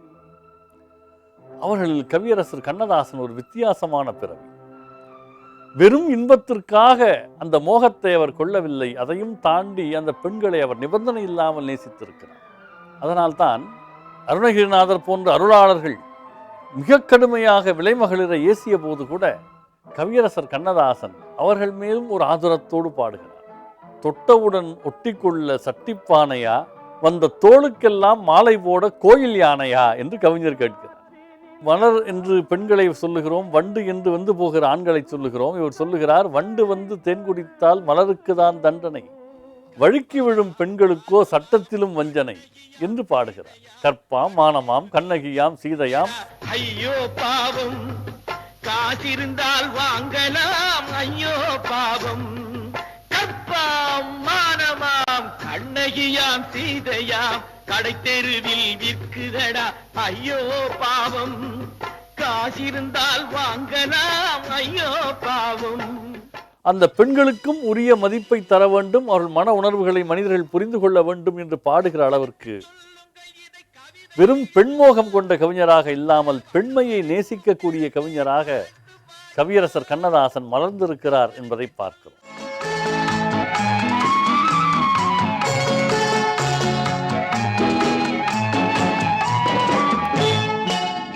இந்த கூட்டு குடும்பத்திலேயே பிறந்து வளர்ந்தவர் கவியரசர் கண்ணதாசன். இப்போ பாரு, அந்த வீட்டில் வந்து குழந்தை பிறப்பிற்கும் அவங்க தாயார் விசாலாட்சி ஆச்சி அவர்கள் பாட்டு பாடிக்கிட்டே இருப்பாங்க. அந்த பாடலை கேட்டு கேட்டு தான் மாமா வந்து அந்த தமிழ் மேலே ஒரு ஈர்ப்பும் அந்த கவிதை மேலே ஒரு காதலும் அவருக்கு பிறந்தது அப்படின்னு சொல்லலாம். அதாவது செட்டி நாட்டுக்கே உரித்தான இந்த தாலாட்டு பாடல் ரொம்ப பிரபலமானது. ஒரு தாலாட்டு பாடலில் அவங்க அந்த குடும்பத்தோட வரலாறையே தாய்மார்கள் பாடி முடிச்சிருவாங்க. இதை கேட்டு கேட்டு மாமா ஏதாவது பேசுறது பாடுறது இதெல்லாம் கேட்கும் பொழுது அந்த தாய்க்கு தெரியுமோ என்னவோ, அந்த காலத்திலேயே சொல்லியிருக்காங்க, 1000 பாட்டுக்கு அடி எடுத்து கொடுப்பான் என் மகன் முத்தையா அப்படின்னு சொல்லிட்டு விசாலாட்சி ஆச்சி சொன்னதா ஊர்ல இருந்த பெரியவங்க சொல்ல நான் கேட்டிருக்கேன். தத்தி நடப்பதற்கே சொல்ல வேண்டுமா, நீ முத்து முத்தாய் சிரிப்பதற்கே பாடம் வேண்டுமா, முத்தமிழே முக்கனியே மோக வண்ணமே, முப்பொழுதும் எப்பொழுதும் நமது சொந்தமே. பொதுவாக சொல்லுவார்கள், கவிஞனுடைய கவிதை என்பது சோகத்தில் பிறக்கிறது என்பார்கள். சோகம் வந்தால் அழுகையும் வரும், கண்ணீரும் வரும். கண்ணீரை பற்றி அவர் எழுதிய பாடல்கள் ஒன்றே போரும் அவர் எவ்வளவு வாழ்க்கையை உணர்ந்து கொண்டிருக்கிறார் என்பதற்கு. இயற்கையை வைத்து சொல்லுகிறார், வானம் அழுவது மழை எனும் பொழுது, வையம் அழுவது பனி எனும் பொழுது, கானம் அழுவது கலை எனும் பொழுது, கவிஞன் அழுவதும் கவிதையாகாதோ என்று பாடுவார். இன்னொரு இடத்திலே சொல்லுவார், தன் வஞ்சிக்கப்பட்டதும் தன்னுடைய நண்பர்களால் அவர் ஏமாற்றப்பட்டதும், யார் கை கொடுப்பார் என்று கருதினார் அவர் கைவிட்ட பொழுதும், யார் அனாதை என்று ஒதுக்குவார் என்று நினைத்தார்கள் அவர் ஆதரவு தந்ததையும் பார்த்த பிறகுதான் அவர் பாடினார், பிறப்பிலும் அழுதேன் பின்பு வாழ்க்கையில் வந்த சிறப்பிலும் அழுதேன், ஊரார் இறப்பிலே அழுவதெல்லாம் இதுவரை அழுதுவிட்டேன் என்று பாடுவார். மண் வளர்த்த பொறுமை எல்லாம் மனதில் வளர்த்தவளாய், கண்மலர்ந்த பெண்மயிலை நான் அடைந்தேன். நீ வளர்ந்து மரமாகி நிழல் தரும் காலம் வரை தாய் மனதை காத்திருப்பேன் தங்க மகனே.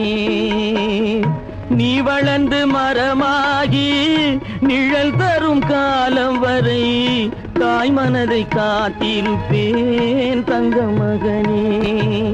ஏன்னா நான் வந்து கான்வென்ட்டில் படித்தவன். எனக்கு அவ்வளோவா தமிழ் இந்த இலக்கியங்கள் அதிலெல்லாம் எனக்கு அறிமுகமே கிடையாது. எப்படி இருக்கும், எனக்கு கம்ப்ளீட்டாக கான்வென்ட் எஜுகேஷன்.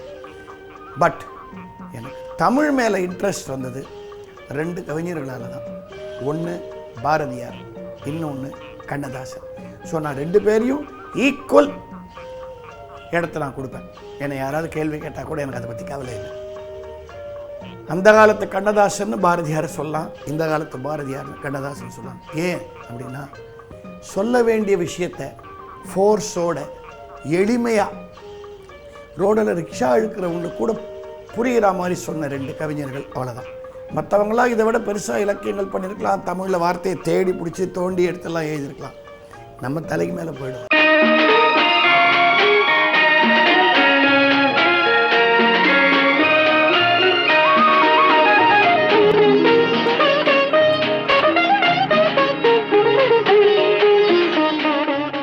மானிட இனத்தை ஆட்டி வைப்பேன், அவர் மாண்டு விட்டால் அதை பாடி வைப்பேன், நான் நிரந்தரமானவன் அழிவதில்லை, இந்த நிலையிலும் எனக்கு மரணமில்லை என்பது கவியரசு கண்ணதாசன் தன்னை பற்றி சொன்ன ஒரு அருமையான வாசகம். மானிட இனத்தை ஆட்டி வைப்பேன், அவர் மாண்டு விட்டால் அதை பாடி வைப்பேன், நான் நிரந்தரமானவன் அழிவதில்லை, எந்த நிலையிலும் எனக்கு மரணம் இல்லை, ஒரு கோப்பையிலே என் குடியிருப்பு, ஒரு கோலமையில் என் துணையிருப்பு. காலத்தை வென்ற அந்த கவிஞன் தன்னையே எடை போட்டு சொன்னான். தன் வாழ்க்கையிலிருந்து இந்த பிரபஞ்சத்தை அவன் பார்த்த காரணத்தால் தன்னை எடை போடுகிற ஒரு தராசாக கவியரசர் கண்ணதாசன் திகழ்ந்தார் என்பதை அவருடைய படைப்புகளின் வாயிலாக நாம் இப்பொழுது கண்டறியப் போகின்றோம். கவியரசர் கண்ணதாசன் ஒரு சுய விமர்சனத்தில் தொடங்கி அதையே சுய தரிசனமாக மாற்றிக்கொண்ட ஒரு சுய கவிஞர். இந்த வாழ்க்கை எத்தகையது என்றால் அவர் சொல்லுகிறார், நான் எதை செய்வேன்? பட்டகடன் தீர்ப்பேனா? பாதகரை பார்ப்பேனா? பாவலர்க்கு மேடையிலே பரிந்துரைக்கப் போவேனா? கொட்டுகிற தேளையெல்லாம் கும்பிட்டு நிற்பேனா? கொல்லும் கவலைகளை குடித்து மறப்பேனா என்று கேட்கிறார். இந்த கவிதை வரிகளினுடைய தொடக்க வரி பின்னால் ஒரு திரைப்பட பாட்டில் இடம்பெற்றது. கனவுகளே கனவுகளே காலமெல்லாம் வாரீரோ, நினைவுகளே நினைவுகளே நின்று போக மாட்டீரோ, நிம்மதியை தாரீரோ, கனவுகளே கனவுகளே காலமெல்லாம் வாரீரோ, நினைவுகளே நினைவுகளே நின்று போக மாட்டீரோ, நிம்மதியை தாரீரோ. எனவே கவியரசர் கண்ணதாசனுடைய பாடல் வரிகளின் ஊடாக பார்க்கிற போது தன்னை அவர் எப்படியெல்லாம் எடை போட்டு இந்த உலகத்துக்கு சொன்னார் என்று நாம் பார்க்கிறோம். அவர் சொல்லுகிறார், எனக்கு என்ன மற்றவர்களைப் போல் பிழைக்க தெரியாது என்று நினைத்துக் கொண்டிருக்கிறீர்கள். எனக்கு தெரியும், நான் பொய் சொன்னால் எனக்கு புகழ் கிடைக்கும், அதன் மூலம் பொருள் கிடைக்கும். ஆனால் நான் பொய்யை தேடியோ பொருளை தேடியோ இந்த பூமியிலே அலைந்தவன் இல்லை. அவருக்கு என்ன தோன்றுகிறது என்றால், இந்த உலகம் உண்மைகளை புறக்கணிக்கிறது, மறுதளிக்கிறது, போலிகளையே பெரிதாக கொண்டாடுகிறது. உரியவர்களை உரிய இடத்தில் வைத்து பார்க்க வேண்டும் என்கிற உணர்வு கூட இந்த மனிதர்களுக்கு தோன்றவில்லை என்பது கவிஞருக்கு இருந்த கோபம்.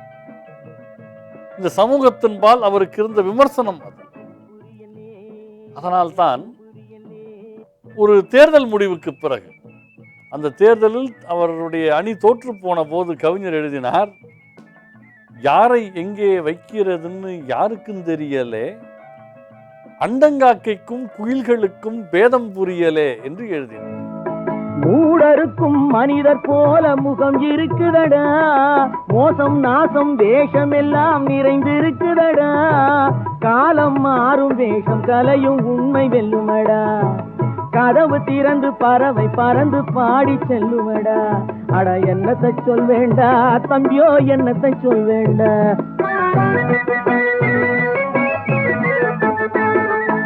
வேடமிடுபவர்களை இந்த உலகம் பெரிதாக நம்புகிறது, ஆனால் உண்மையானவர்களை உழைப்பவர்களை இந்த உலகம் கண்டுகொள்வதில்லை, அவர்களை புறக்கணிக்கிறது, நிராகரிக்கிறது என்கிற பெரிய கோபத்தில் கவியரசர் கண்ணதாசன் இந்த வரிகளை எழுதினார். அவரை அரசியல் உலகத்தில் நாம் சந்தித்திருக்கிறோம். ஆனால் கவியரசர் கண்ணதாசனுடைய அரசியல் மக்கள் நலம் சார்ந்த அரசியல். ஒரு தலைவரை உயர்ந்தவர் என்று அவர் மக்கள் முன்வைப்பார். அந்த தலைவர் தவறு செய்கிற போது அவரை இவர் விமர்சிக்க தொடங்குவார். அப்போது எல்லாரும் அவரை பழித்து சொன்னபோது கவிஞர் ஒரு பாடல், திரைப்பட பாடல் எழுதினார். அதில் அவர் குறிப்பிட்டார், நீங்கள் அத்தனை பேரும் உத்தமர்தானா சொல்லுங்கள், நீங்கள் அத்தனை பேரும் உத்தமதானா சொல்லுங்கள், உங்கள் ஆசை நெஞ்சை தொட்டு பார்த்து கொள்ளுங்கள், உள்ளவரெல்லாம் நல்லவனாவான், இல்லாதவனே பொல்லாதவனாம் பூமியிலே, பின்னே நன்மை தீமை என்பது என்ன, பாவ புண்ணியம் என்பது என்ன பாதையிலே. மற்ற அரசியல் தலைவருடைய மனசாட்சியை உலுக்குவது மாதிரியான ஒரு பாடலை தன்னுடைய வாழ்க்கையில் ஏற்பட்ட சரிவுகளை வைத்துக்கொண்டு கவிஞர் எழுதினார். சட்டத்தின் பின்னால் நின்று சதிராடும் கூட்டம், தலைமாறி ஆடும் இந்த அதிகார ஆட்டம், கொள்ளையடிப்போன் வள்ளலை போலே, கோவிலை இடிப்போன் சாமியை போலே வாழ்கின்றான், ஊழல் செய்பவன் யோக்கியன் போலே, ஊரை ஏய்ப்பவன் உத்தமல் போலே காண்கின்றான்.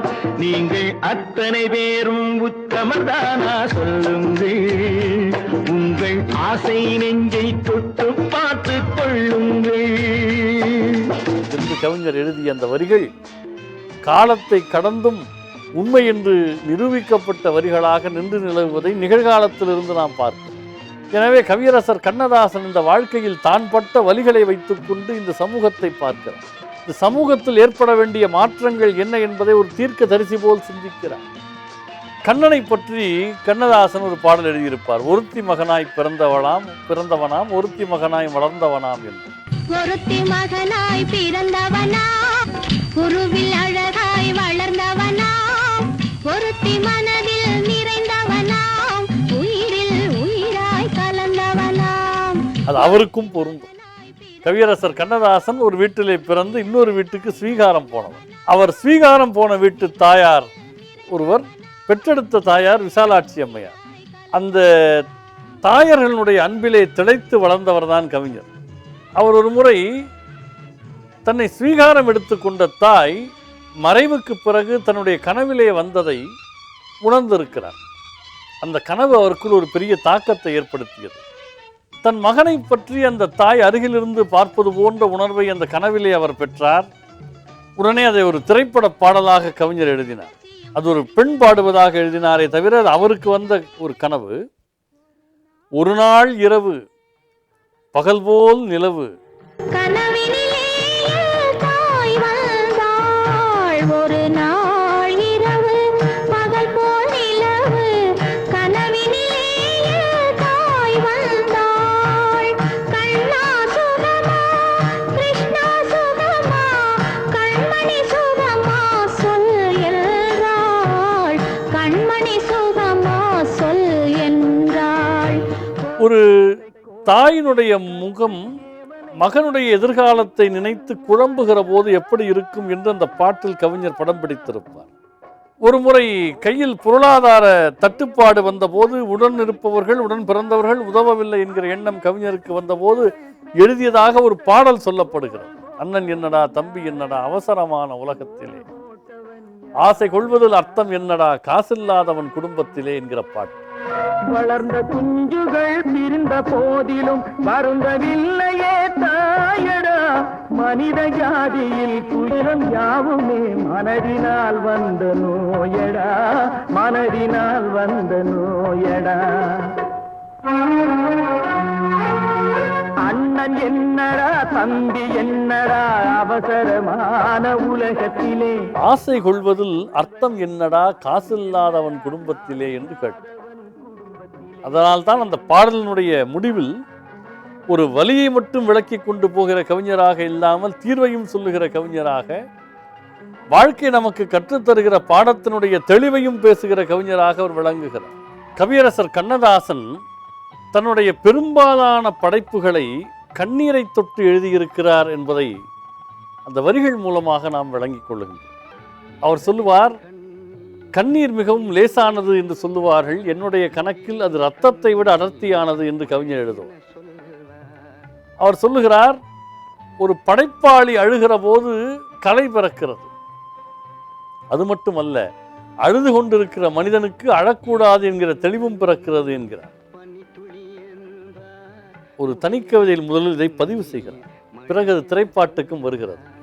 இயற்கை அழுதா உலகம் செழிக்கும், மனிதன் அழுதா இயற்கை சிரிக்கும், இயற்கை சிரிக்கும். பிறக்கும் போதும் அழுகின்றாய், பிறக்கும் போதும் அழுகின்றாய். எனவே தன்னுடைய வாழ்க்கையில் பட்ட துயரங்களை, துன்பங்களை, வலிகளை எல்லாம் வைத்துக்கொண்டு அவற்றை வடுக்களாக மாற்றியதோடு பிறர் வாழ்வதற்கு வழிகாட்டுகிற வரிகளாகவும் அதை வகுத்து தந்த பெருமை கவியரசர் கண்ணதாசன் அவர்களுக்கு உண்டு. இப்படி தன்னுடைய வாழ்க்கையை கண்ணாடியாக்கி அதில் பிரபஞ்சத்தினுடைய முழுமையான பிம்பத்தை பார்த்து பாடல்களாகவும் கவிதைகளாகவும் கவியரசர் கண்ணதாசன் வழங்கியிருக்கிறார் என்பதனால் தமிழ் சமூகம் அந்த தன்னிகரற்ற கவிஞனை நன்றியோடு நினைவு கூற கடமைப்பட்டிருக்கிறது. தன்னை அறிந்தார் உண்மையில் இன்பம், தன்னலம் மறந்தால் பெரும் பேரின்பம், பெரும் பேரின்பம். அப்பாவுடைய பாடல்களை பல நேரங்களில் நான் அவர்கிட்ட உதவியாளனாக இருந்தபோது அதனுடைய மகிமையெல்லாம் எனக்கு தெரியல. அபூர்வ ராகங்கள் படத்தில் 7 ஸ்வரங்களுக்குள்ங்கிற பாட்டு அப்பா சொல்ல சொல்ல நான் தான் எழுதினேன். 50 சரணம் எழுதியிருக்கேன். அப்போல்லாம் அவருடைய அந்த ஆற்றலை கவனிக்கிற விஷயம், ஏன்னா நம்ம தப்பு இல்லாமல் எழுதணுமேங்கிறதுல மட்டுமே கவனம் இருந்ததுனால கவிதை எழுதுறதோ அந்த பாட்டு எழுதுறதோ அந்த திறமையை பிக்கப் பண்ணிக்கல. ஆனால் அவருடைய மறைவுக்கு பின்னாடி தான் அவருடைய அந்த கவிதைகளை அடுத்தவங்க பேசும்போது நான் கேட்க கேட்க எனக்கு எவ்வளவு சிறப்பாக அவர் எழுதியிருந்திருக்கிறாரு அப்படின்னு தெரிஞ்சது.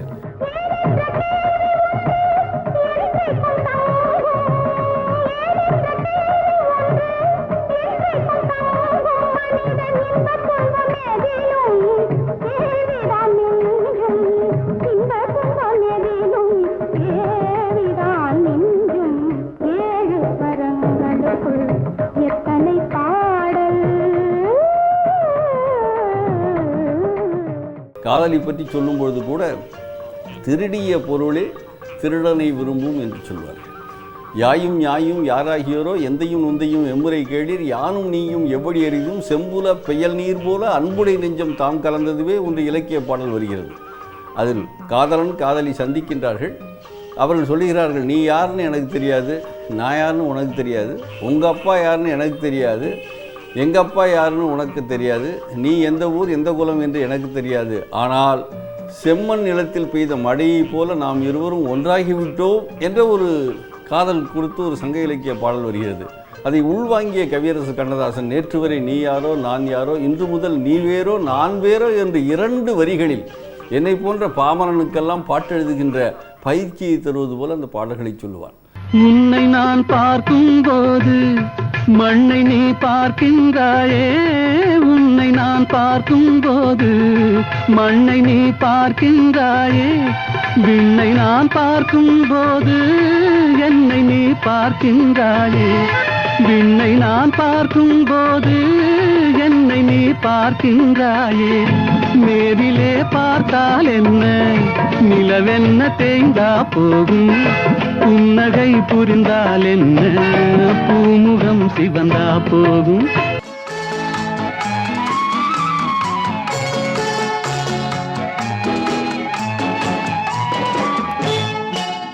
கோயிலில் போனீங்கன்னா மூலவர்னு ஒன்று இருக்குது, உற்சவர்னு ஒன்று இருக்குது சிலை.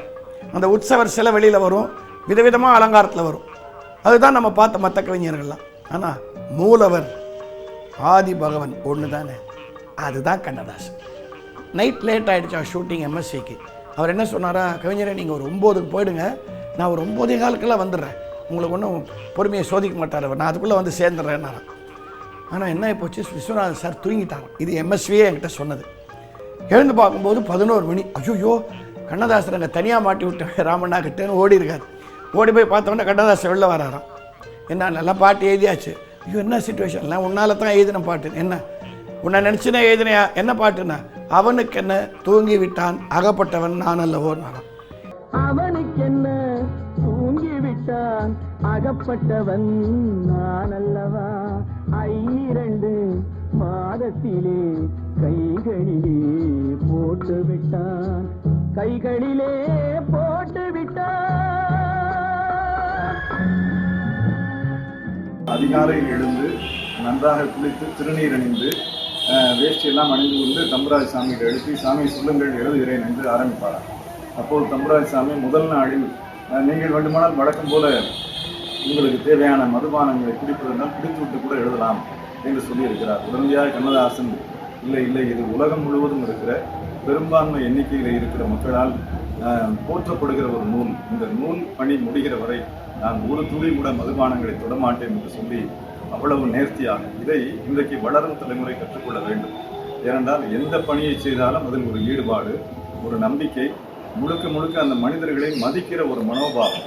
ஆக திரைப்பாடல்களில் எடுத்துக்கொண்டால் கண்ணதாசனை பொறுத்தவரையிலே ஒரு காதல் பாட்டை சொல்வதென்றால் கூட அதிலே தமிழை எளிய நடையில் சொல்லுவார். ஆனால் சொல்ல வருகிற அன்பை நேர்த்தியாக சொல்லுவார். பாதி மனதில் தெய்வம் இருந்து பார்த்து கொண்டதடா, நீதி மனதில் மிருகம் இருந்து ஆட்டி வைத்ததடா, ஆட்டி வைத்த மிருகம் இன்று அடங்கி விட்டதடா, ஆட்டி வைத்த மிருகம் இன்று அடங்கி விட்டதடா, அமைதி தெய்வம் முழு மனதில் கோவில் கொண்டதடா. பிறப்பால் என் குருநாதன் கவியரசு கண்ணதாசன் ஒரு செட்டிநாட்டு வணிக இனத்தைச் சார்ந்தவன். வணிகன் கவிஞனானான், தமிழ் வாழ்ந்தது. இன்றைய கவிஞர்களெல்லாம் நான் உள்பட வணிகனானும் தமிழ் வீழ்ந்தது என்று குறிப்பிட்டேன். எத்தனையோ கூக்குரல் கேட்டது, என்ன கண்ணதாசனை நீங்கள் உயர்த்துகிறீர்கள், எங்களையெல்லாம் தாழ்த்துகிறீர்களா என்றெல்லாம் கேட்டார்கள். அப்படி அல்ல. 1000 ஆண்டுகளுக்கு ஒருவரை ஒரு மகாகவி தோன்றுவார். அந்த மகாகவி கையாளாத விஷயங்கள் எதையுமே கல்வி அறிவோ அல்லது பட்டப்படிப்பு அறிவோ இல்லாத ஒரு பாமரனாகத்தான் கண்ணதாசன் தோன்றினான். எழுத எழுத படிக்க படிக்க அவன் சிந்தனையில் தோன்றாத விஷயங்களே இல்லை. இறையொருள் பெற்ற ஒப்பற்ற 100 விழுக்காடுகள் முழுமையான கவிஞனாகவே கவியரசு கண்ணதாசன் வாழ்ந்தான். அதனால்தான் ஒரு முறை கடற்கரை ஓரம் அவன் ஒரு சுண்டல் வாங்கி தின்ற அந்த வேளையிலே ஒரு பாடல் வரிகள் அவன் கைக்கு வருகிறது. அதில் கல்லைத்தான் மண்ணைத்தான் காய்ச்சித்தான் குடிக்கத்தான் கற்பித்தானா, அல்லத்தான் பொன்னைத்தான் கொடுத்துத்தான் ரட்சித்தானா, பல்லைத்தான் காட்டித்தான் வாழத்தான் வைத்திட்டானே என்ற ஏதோ ஒரு கவிஞருடைய புலம்பல்கள் அந்த வரிகள் அவன் கைகளிலே கிட்டியது. அவன் சொல்லுகின்றான், இந்த கள்ள மண்ணெல்லாம் காய்ச்சி குடிக்கக்கூடிய வித்தையை எனக்கு குடிச்சிருந்தா நான் யாரிடமும் கையேந்த மாட்டேனே என்ற அந்த கல்லைத்தான் மண்ணைத்தான் காய்ச்சித்தான் குடிக்கத்தான் கற்பித்தானா என்ற வரிகள் அவனுடைய உள்ளத்திலே பதிவான காரணத்தினாலே அத்தான் என்னத்தான் என்னைத்தான் என்று அவன் அடுக்கிக் கொண்டே செல்கின்றான். என்னத்தான் அவர் என்னைத்தான் எப்படி சொல்வேனடி, அத்தான் என்னத்தான் அவர் என்னைத்தான் எப்படி சொல்வேனடி, அவர் கையைத்தான் கொண்டு மெல்லத்தான் வந்து கண்ணைத்தான்.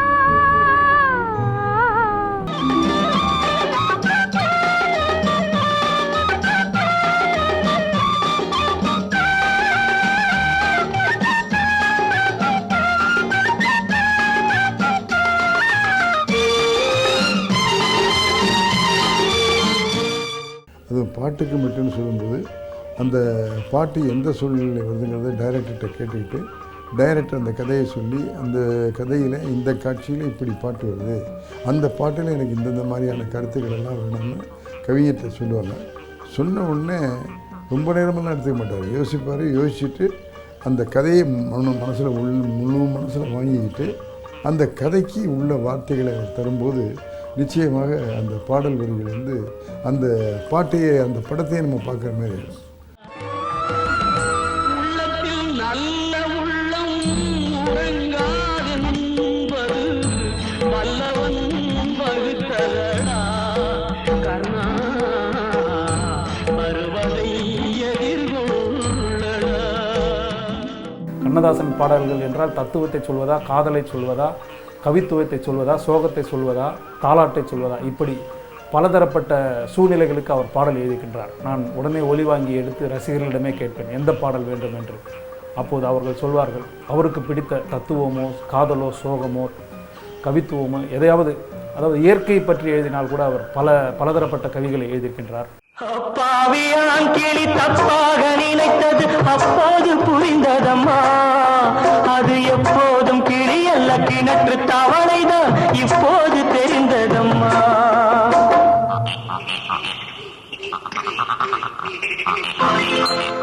கடவுள் அமைத்து வைத்த மேடை இணைக்கும் கல்யாண மாலை, இன்னார்க்கு இன்னார் என்று எழுதி வைத்தானே தேவன் நன்று.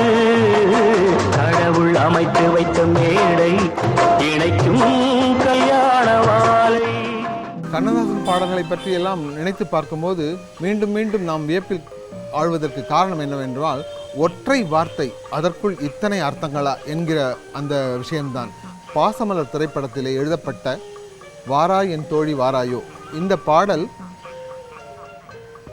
பின்னணி பாடகி எல்ஆர் ஈஸ்வரி அவர்கள் முன்னணிக்கு வருவதற்கு முதல் பாடலாக வித்திட்ட பாடல் என்று கூட சொல்லலாம்.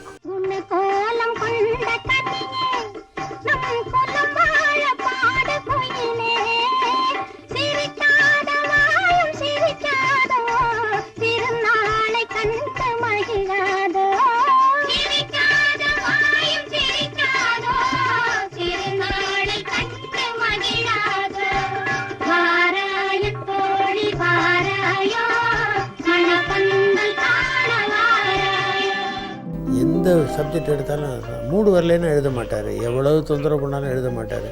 மூடு வந்துருச்சுன்னா அருவி மாதிரி கொட்டுவார்.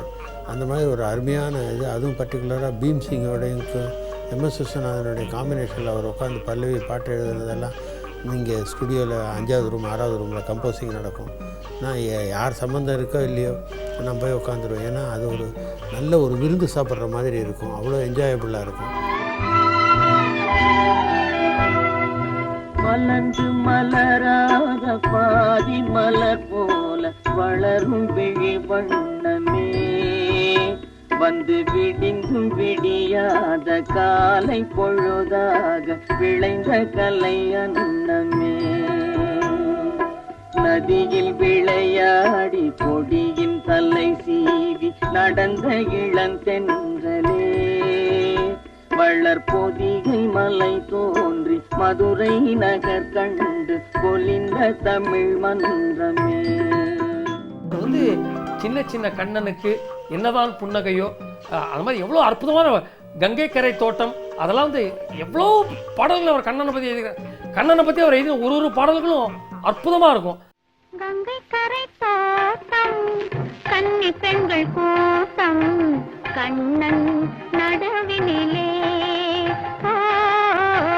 கண்ணன் நடுவினிலே, காலை இளங்காற்று பாடி வரும் பாட்டு எதிலும் அவன் குரலே, எதிலும் அவன் குரலே. ஒரு பொருளை நீங்கள் அழிக்க வேண்டும் என்றால் அழித்து விடலாம். ஆனால் அழிக்க முடியாத 3 இயற்கை இருக்கிறது. மண், காற்று, நீர். இது 3ஐயும் யாராலும் அழிக்கவே முடியாது. வேண்டுமானால் உருமாற்றலாம். கண்ணதாசனை எந்த ஊடகங்களிலும் இனிவரும் ஊடகங்களிலும் இனிவரும் எந்த விதமான விஞ்ஞான முன்னேற்றங்களிலும் கவியரசரை ஒலியாகவும் நீங்கள் பார்க்க முடியும். கவிஞன் வாக்கு பொய்த்ததில்லை, நான் நிரந்தரமானவன், அழிவதில்லை, எந்த நிலையிலும் எனக்கு மரணம் இல்லை என்ற வாக்கு பொய்க்காது என்று அவரது குடும்பத்தினர் நாங்கள் முழுமையாக நம்புகிறோம். நன்றி, வணக்கம். நான் நிரந்தரமானவன், அழிவதில்லை, எந்த நிலையிலும் எனக்கு மரணம் இல்லை.